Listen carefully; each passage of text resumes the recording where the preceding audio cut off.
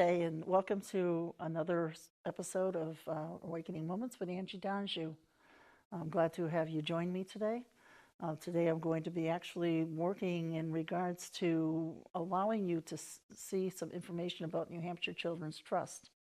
And I felt this was a very good time to bring this up, primarily because of the fact that I've been seeing a lot of courageous children around in our area that have been going out and putting out themselves into walks and talks and doing a very good job. And, you know, a lot of times these children come across abuse. And I feel as well that sometimes in these school situations that we've been seeing, that's also almost a form of abuse, to have them in fear.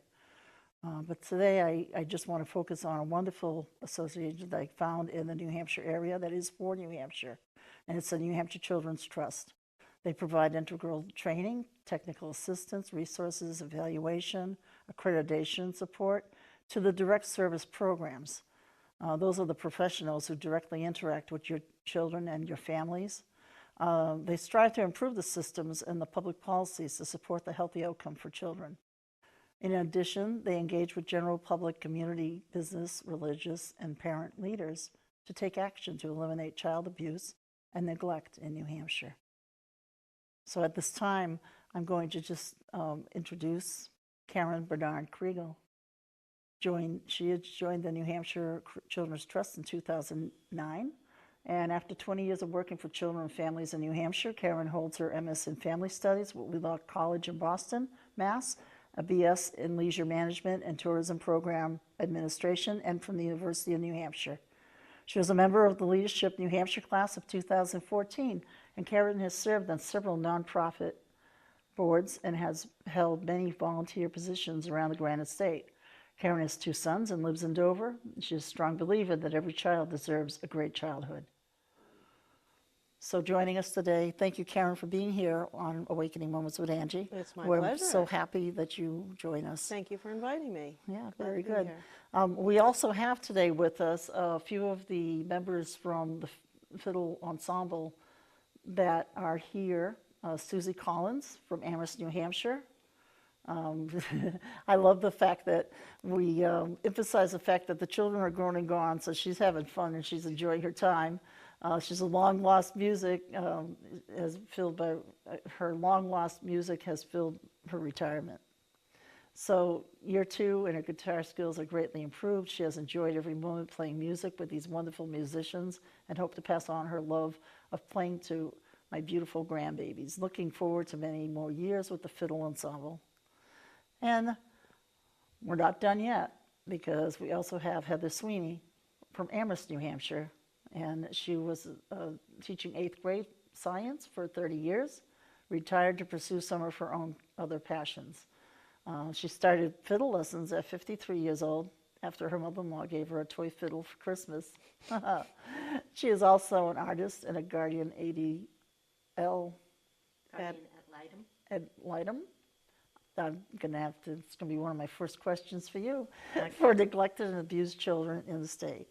I introduce all of you ladies, and I thank you so much for being here today. Thank you. Thank you. Okay, so I'm going to get back to Karen, because it's, Karen, we want to look into, one of the big things I wanted to do is April is Child Abuse Prevention Month. It is. It's so important for everybody to get involved in raising awareness about child abuse and neglect. So in our state, there's about 273,000 children, and the majority of them are raised in safe, stable, and nurturing homes. But there are some that the parents are unable to care for them safely. And so we need to raise awareness so that families who are going through struggles get the support they need when they need it to prevent abuse and neglect from happening in the first place. Right. So April is National Child Abuse Prevention Month, and there's a lot going on and a lot of ways people can get involved. That's a good thing to know. And also, you know, I want to remind everybody that's viewing us today, the organization doesn't work directly with families. It works with those that provide the services.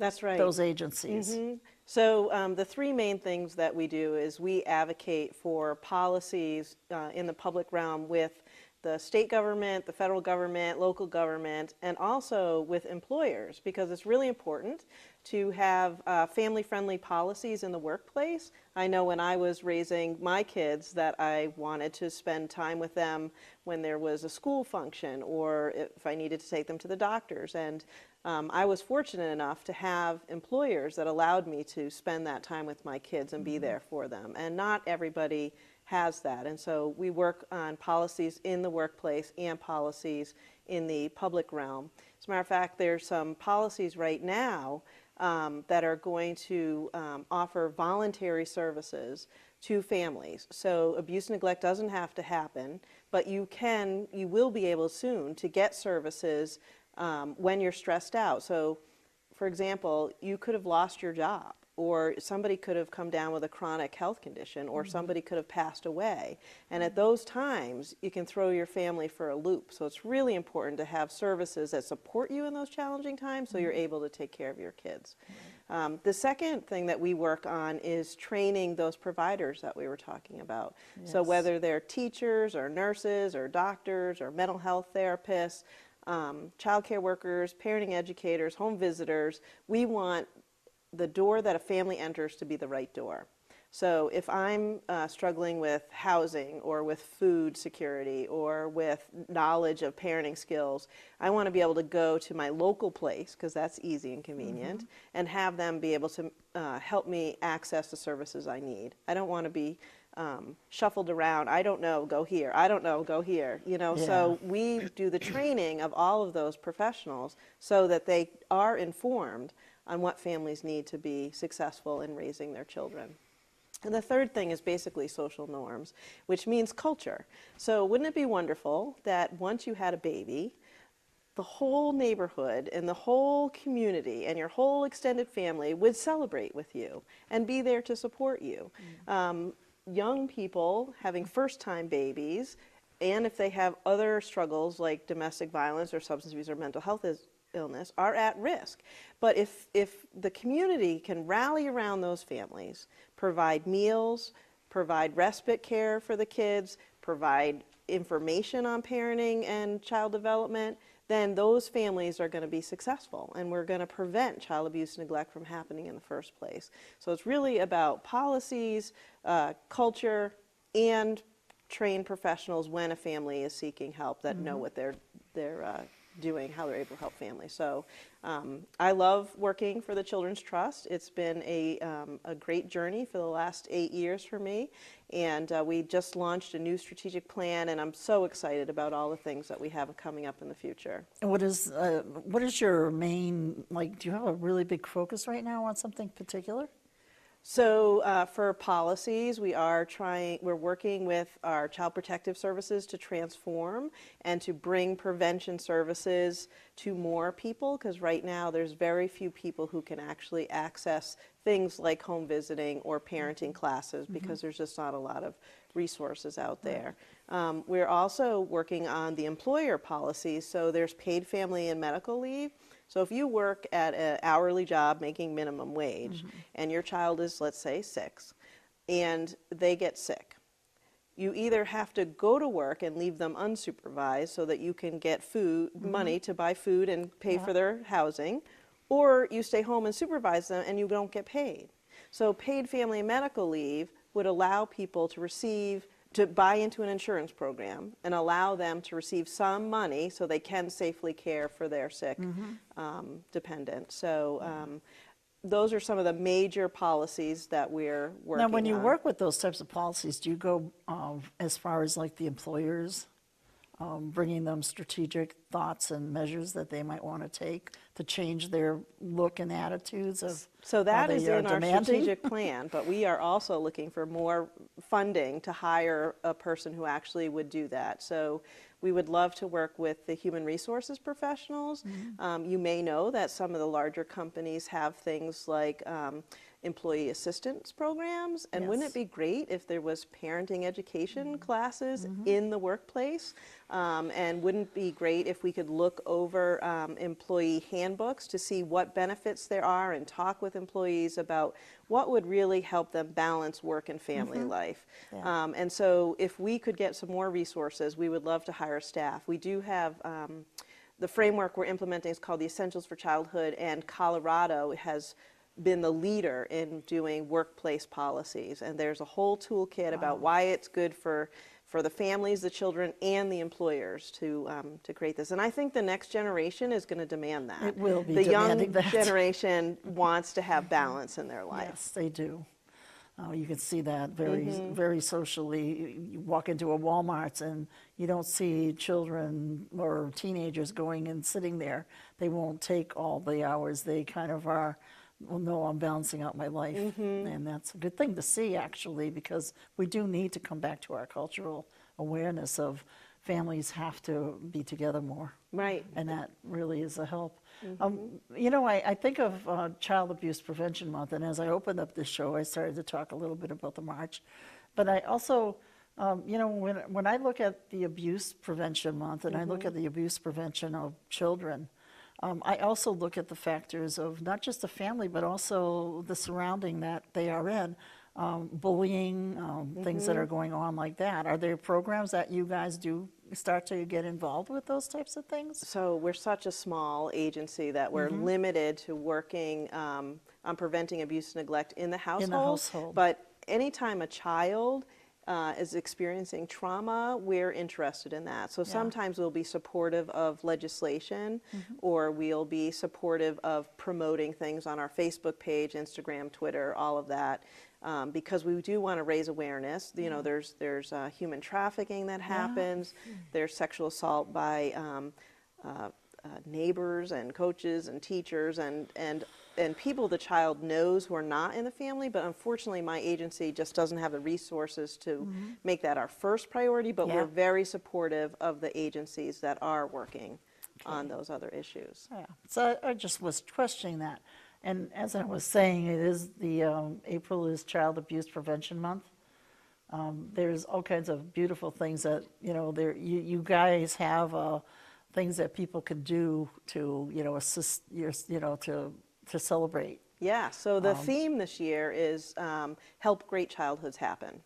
And we all can play a role in that. So one of the things that people can do is wear blue on April 6th. Our goal is to receive photographs of 1,000 faces. And so you can even cheat if you're not available on April 6th. You could actually wear blue, take your photo, and send it to us for April 6th, and we'll add it to the photo album. But there are lots of companies participating, colleges participating, schools participating, lots of nonprofits and agencies. Maybe the Fiddle Ensemble will be participating, wearing blue and taking a photo.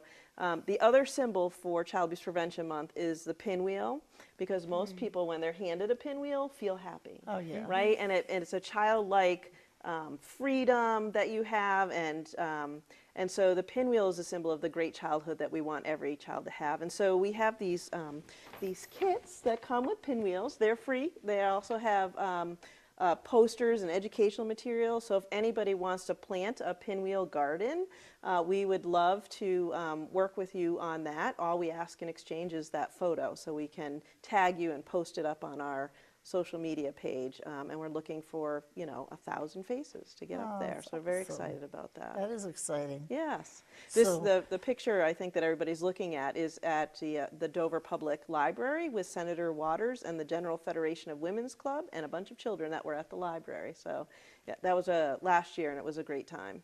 That's awesome. But so this is going to be like a lot of the major schools will actually put pinwheels around the schools and stuff? Or Yeah, do you get them to do sometimes, this? yes, they do. So sometimes they'll put it out right in the front of the school and leave it up for a day or a week. And sometimes you can have them as small bouquets like this on desks. So like in the office at the school, there might be a vase filled with pinwheels, and then people can talk about, well, it takes all of us to support children. Yes. So what can you do to help great childhoods happen? You know, can you sit with a child? Can you mentor a child? Can you, if your family is relatively healthy and other children come to your house, is it a welcoming place for those other children? Do they feel safe and nurtured in your home where they might not be able to get that at their house because their family is struggling economically or with substance abuse or other issues, and so your house could be that safe home. Yeah. Right. And so there's some posters, and there's one there that says 10 loving gifts for families, and there's just great suggestions on there on easy things that you can do. Like if you're going to the grocery store anyway, why don't you pick up a pack of diapers for your neighbor that just had a baby and just drop that off as a little gift. And 6 ways to create caring communities. So when my kids are young adults right now, but looking for other families with young children is challenging because most people work. So having sidewalks and playgrounds that you can walk to is going to enable families to meet other families. And it's so important to have friends and people you can say, you know, my kid's crying, or they're biting, or they're not toilet draining, or, you know, they're hiding in their room, and other parents can help you work through those issues. And so we need to create these communities that provide those opportunities. And one of the things that's very strong with that, and I too, my children are all grown at this time, but I do remember that it wasn't just sitting around the house and letting them play in the yard. It was going out, being constructive, getting involved with community. And when I got involved with community, my children got involved with community and understood that, you know, they were there to support, not to hinder. Absolutely. And that's a blessing that you can do that. And you also, that's how you find people that are going to be those helpers. And, you know, when you have those struggling times when you don't know where to put Jimmy because you have to go to a funeral and you really, it doesn't fit. And what do I do? I can't afford the sitter. These are, the community's there, but you have to be out and be with it. You have to get engaged. Yeah, and libraries play such an important role. Most definitely.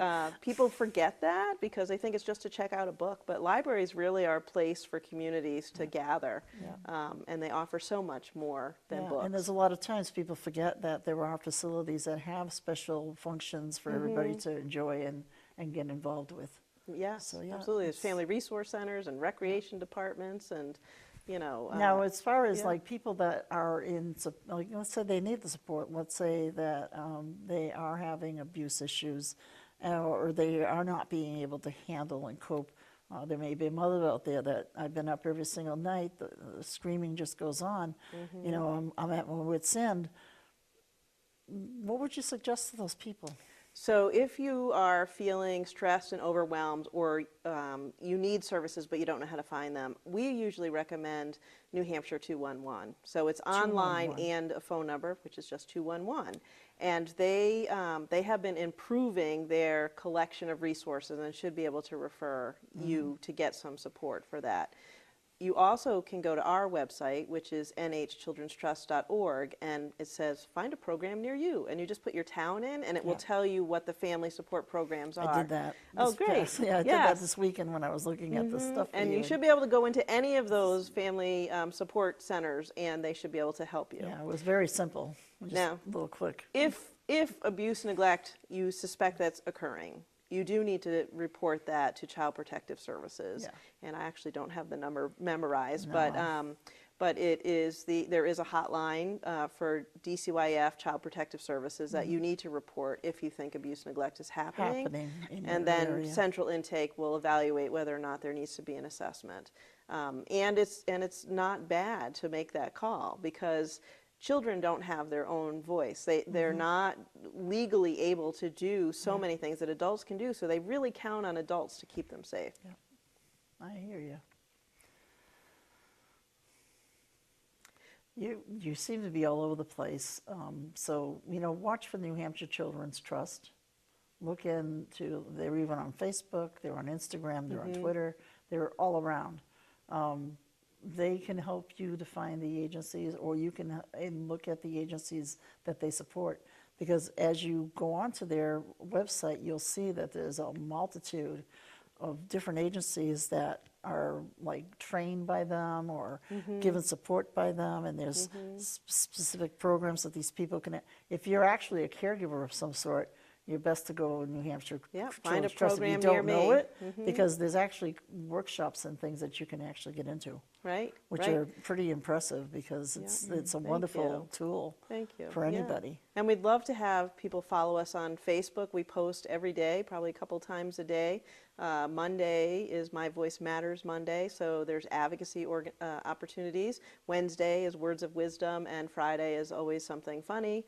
And usually probably, I think, has the most people like and share Friday Funnies.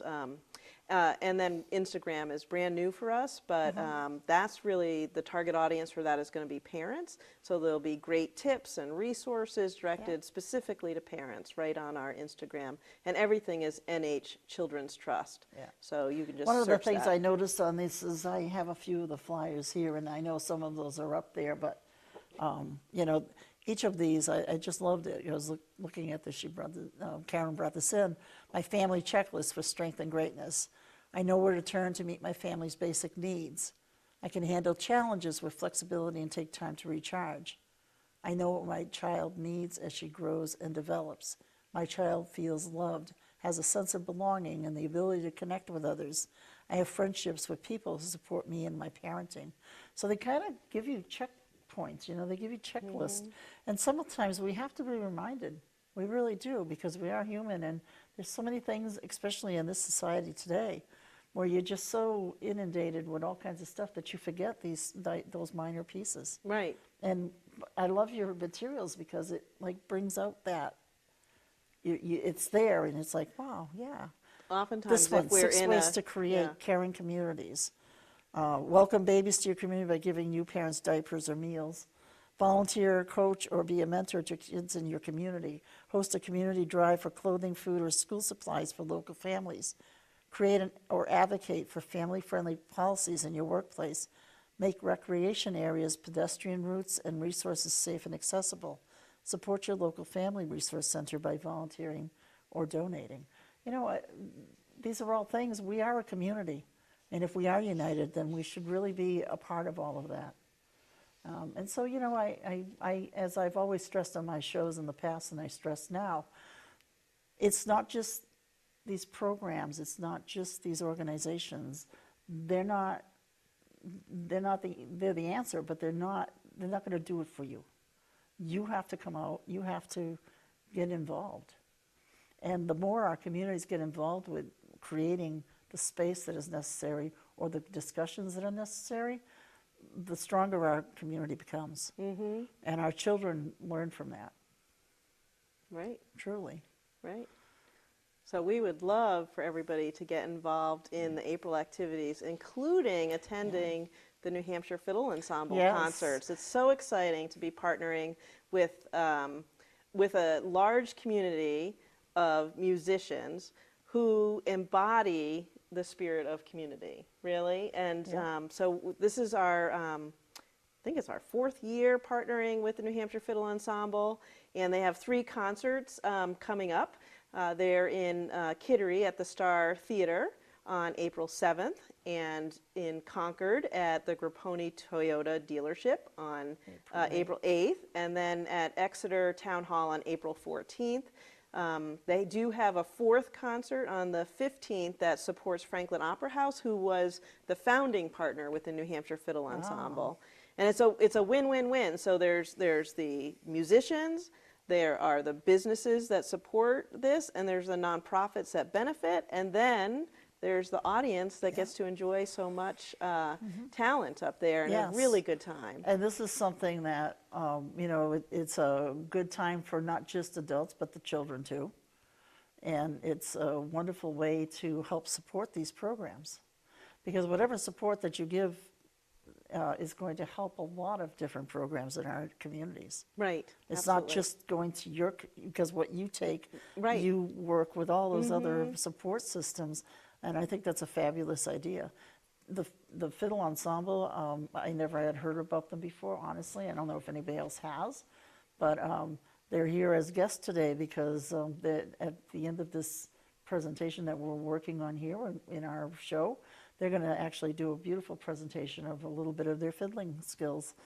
And, you know, we're going to have that as our walking out and leaving, the scene type of a goodbye to you. But they will be back because I will be having the New Hampshire Fiddle Ensemble coming back with me on another show at a later date, who will also be here discussing a lot more about what they do with the fiddlers, or how they call the fiddleheads. And that's going to be a very interesting program too, because it's another fun opportunity for all adults and children.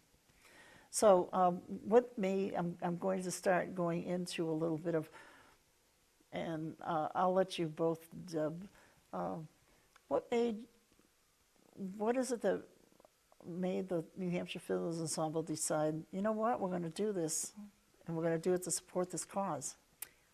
Well, I am a new fiddler. I started probably back 7 years ago, and decided to expand my horizons outside of my porch. That's where I always played my fiddle, and it kind of got lonely, and I started thinking it'd be more fun to play with other people, but I didn't think I was quite good enough. And I ran into some friends like Sue Collins, and they encouraged me to join this wonderful group of people from the age of 8 to 88, and with all levels of skill from beginner to expert fiddlers. And our ensemble is just so much fun, does not have a judgment zone. We are all there just to enjoy music and each other. I've made tons of friends, and I've improved my fiddling like in a year that I just never thought I could get to this point. But again, playing with other people really helps to encourage it, and it's just a lot of fun. And the fact that we're playing, to help children that are abused and neglected in our state is another big plus. Sue and I are also guardian ad litems, where we And that represent, was my question for Susie. right, the that I voice had. of children that are neglected and abused in the courts in New Hampshire. So it all kind of has folded well together. So True. Yeah. It is a wonderful community outreach program for musicians. If you are a person who likes to just play music, there's not a lot of places you can go to grow as a musician. You can do meetups and jam sessions and open mics, but it's not something that affords you a year's progress on working with multiple other musicians in learning to read music by ear, or if you are, I'm learning with a teacher, wonderful teacher from Merrimack named Steve Latanimus, and he is helping me in growing through the fiddle ensemble. You can go in, and I am a new guitar player. Last year I joined the fiddle ensemble playing for 3 months. And I thought, these people are going to hate me because I don't even know how to do a bar chord, which is pretty basic. And I found that people would just turn around and show me how to do something and encourage me, and I just flourished and grew within music as learning to be a fuller person. And then I was able to turn around the next year and encourage somebody like Heather, who had just joined, and say, this is going to be great. You're going to learn all kinds of stuff. It's not intimidating. It's just fun. And you're filled with the community as part of where you live, but in a musical sense, which is different. And that's not something you can find. You can't walk into a library and find that. You can't walk into the supermarket and find that. But you can find that by just being part of your own community and seeing the flyer. I found out about it from going to the Fiddlehead Jam Camp, which is 3 days of just musicians jamming and playing. And then Ellen said that she does this. I thought, oh, this is going to be fun. I can grow some more. And I hope to do it forever. It's a wonderful organization. Okay, so when you do, have you gone to any of these fiddle ensembles for the fundraising? concerts? Were you The at the concerts? concerts? this is my first year to ever play in one, and my first year to ever be in one. So it's going to be an exciting experience, and I have quite a few friends and family that are going to join it and support the New Hampshire Children's Trust, which is a great thing. And the musicians. And And Susie, are this you is going to be my- a part of this? Last year, I'm lucky enough to be a vocal soloist on a song, and last year I did it at 2 of the venues, and this year I'm doing it again at 2 of the venues. And it's fun. It's to see all of your work on the faces of the people that are there. Enjoying it is such a gift that you can give back to your community. And the as well audiences as- are actually huge. So Yeah. you might think that the New Hampshire Fiddle Ensemble would have 20 people and maybe 30 people will come see it, right? But there's 100 people on stage. As a matter of fact, we had to rent extra pieces so that they Yeah. don't fall off. Right. And the venues are packed. We had a snowstorm last year at the Grapponi one, and still over 100 people came to see the fiddle ensemble. great. They're That's fantastic. It's the awesome. most fun that I've had going to a local event. It's amazing. It's a blast because there's all kinds of instruments, right? You said Yes. guitar and fiddle and Oh, there's the harp. Harps. There's mandolins. There's a trumpet player. There's an Accordions. accordion. Banjos. Yeah.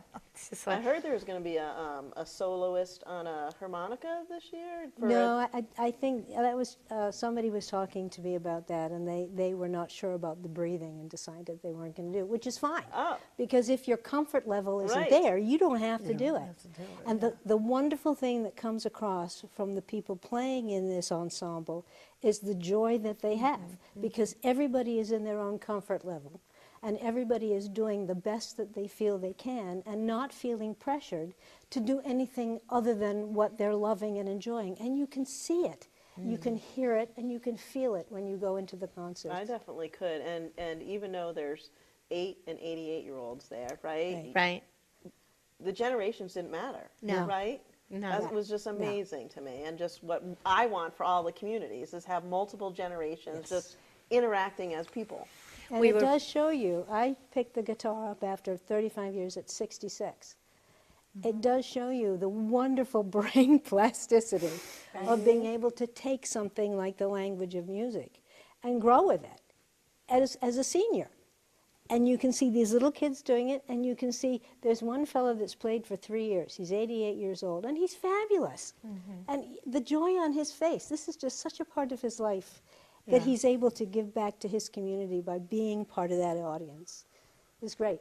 Absolutely We great. had just last week on Sunday, and the doors were open to the town hall, to the Exeter town, and it was so fun to see people stop in with their children, like families were coming in and dancing to our music, like they were really enjoying it, just popping in. I mean, it's a really great group. And I think that the people who are organizing the fiddle ensemble set the tone. That the effort they put into each of the 5 groups that practice every other week from October to March have the patience and the encouragement, and they will work with the person that needs a little bit of help. They will slow everybody down so nobody's left behind. And they are the ones that have set the quality of this fiddle ensemble to be what it is. That's awesome. So the 5 groups, I was amazed in the beginning when I learned how that works. So I know. what does that mean? We get a 5. packet of music to begin with. Yeah. Every group gets a packet of music, and it's exactly the same. So we're in the Manchester group, and there are about 20 of us. And we work every week on getting a new song. Ellen directs our group, and then there's Melissa and Shayna, and I think Ellen does a couple of them, Melissa does a Melissa couple, does, yeah. 5 of them. So everybody learns the same music. And because these wonderful directors are going to multiple units, they can keep it on track. So they know how each group is doing, and then they will select soloists out of this. So they're very aware of what's going on in the 5 different units, unlike they the people that are in it. we We have determine 2. what's going to be in the ensemble that Yeah. is created. We have 2 dress rehearsals where everybody comes together, and it is quite something to see how easily it flows. So we've been There's- practicing it's since seamless. November, separately throughout the state, and we only came together a couple of times to practice as a group of 100 people. So and it's seamless. It's pretty amazing. unbelievable. That's awesome. So there's a great opportunity for everyone to help support a great cause and go and have a fun time with a fiddle ensemble. There's 3 dates to choose from. Each of these spaces that they're holding them at are in different regions of our state for the most part. Unfortunately, you don't have anything in Nashville. Next year, I'll find a spot for you. But you know, it's really great that you have this opportunity to bring this community together. Now, I do believe that as you do this ensemble, I'm sure that you bring out some of the information to people about your organization and all of the things that you do around Absolutely. you. So if people come to the concert, we have an information table, and there'll be a little slideshow that happens when they're not playing, so when you're arriving and during intermission. And there's opportunities to participate in a raffle, and really the major focus is the concert itself, which has everything from country and Irish music and rock music and classic folk and bluegrass. There's something for Sounds like a everybody. fun It is. time. It's fantastic. And so you'll come enjoy yourself, get a little information on how to access resources. We'd love to see you there. And with that, we're going to close, and we thank you all for joining us today on Awakening Moments with Angie Donahue. I want to thank all of my guests here for their time with me today to give us some insight. And I also will let you know that we'll be closing this program with a very nice ensemble that you'll be able to see in the comfort of your home. A little teaser, I guess I can call it. So everybody have a good week. We'll see you next time on Awakening Moments with Angie Donahue. Be well. 1, 2, 3.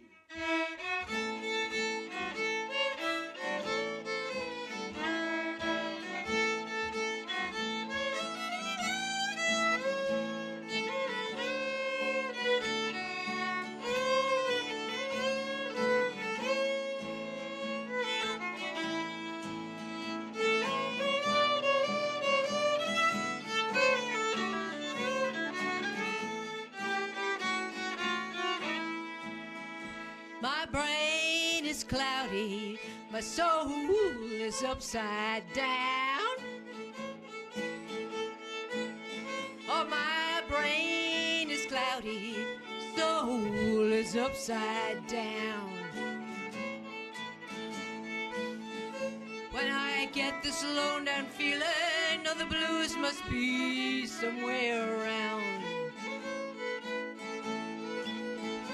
Well, you got to treat me right, day by day. Get out your little prayer books, get on your knees and pray, 'cause you're gonna need my help someday. And you're gonna be so sorry you treated me this way.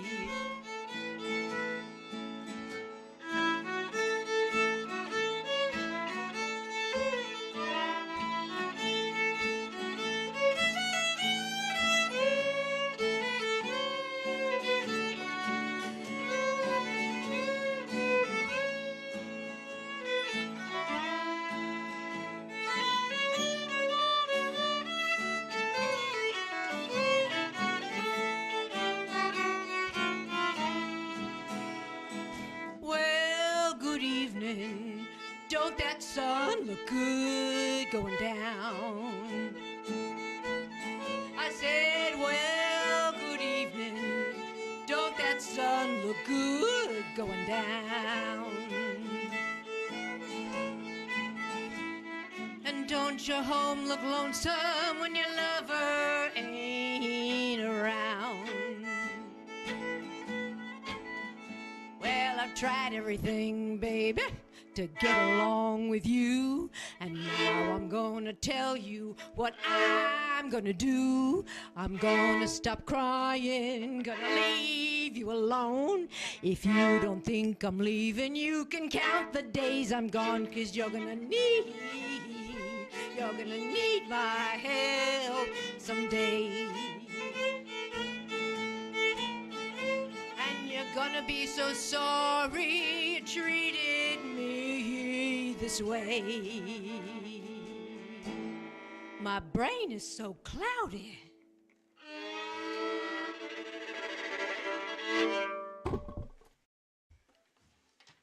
One, two, three.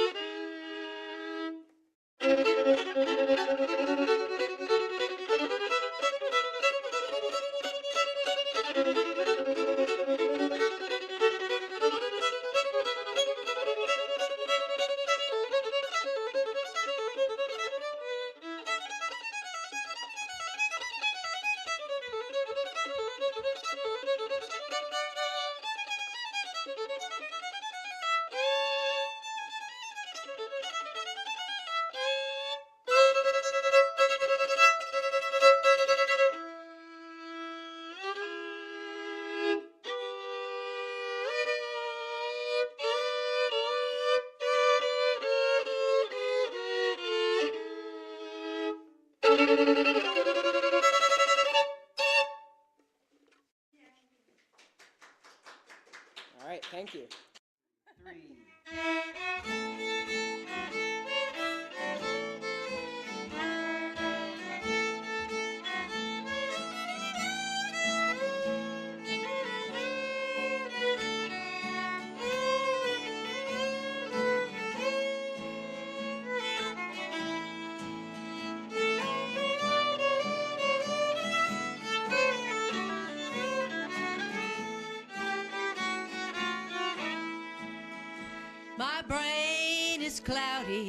My soul is upside down.